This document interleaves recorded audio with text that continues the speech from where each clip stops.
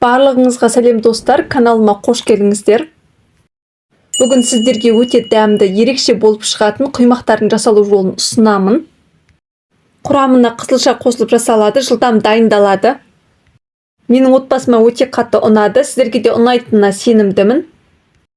Бұл құймақтар алғашқы рет жасағаннан сәтті шығады. Құймақ сіздерде әрдайым сәтсіз шығатын болса, осы рецепті жасап көріңіздер. Құймақтар жұмсақ болып шығады, оңай жасалады. Видеоны соңына дейін қарап, каналыма тіркеліп, лайк басуды ұмытпаңыздар. Бізге керекті заттардың барлығын видеоның астына описанияға жазып қалдырамын. Ең алдымен піскен қызылшаны ұсақтап блендерге саламыз.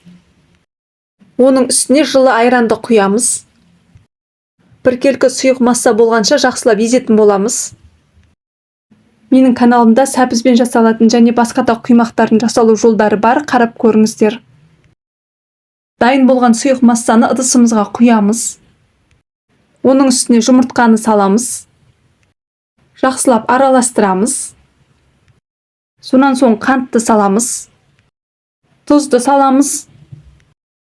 Оның үстіне сұйық майды құямыз. Барлығын жақсылап араластырамыз.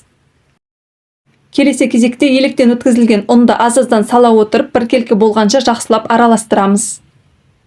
Менің каналыма тіркелмеген болсаңыздар, тіркеліп қойыңыздар. Алда бұйырса көптеген тағамдардың жасалу жолдарын салатын боламын. Енді қайнап тұрған ыстық суды құямыз.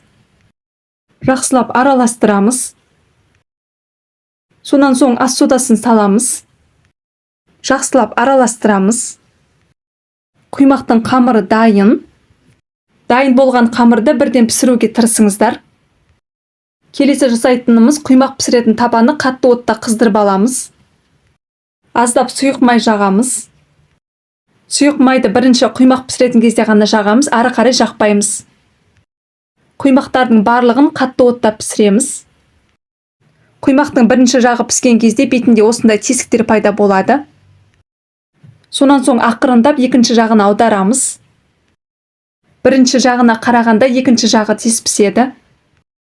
Дайын болған құймақтардың бетіне бөлме температурасындағы жұмсақ сары майды жағамын. Сары майды жақсаңыздар жұмсақ, одан әрі дәмді болады. Әркез қамырды табаға құяр кезде араластырып барып құямыз. Барлық құймақтарды осы әдіспен пісіреміз. Мінекей достар, бізде өте дәмді қызылша қосылған құймақтарымыз дайын. Егер сіздерде құймақ дұрыс шықпай жүрген болса, осы рецептпен жасап көріңіздер. Менің отбасыма өте қатты ұнады, сіздерге де ұнайтынына сенімдімін. Құймақтар алғашқы рет жасағаннан сәтті шығады.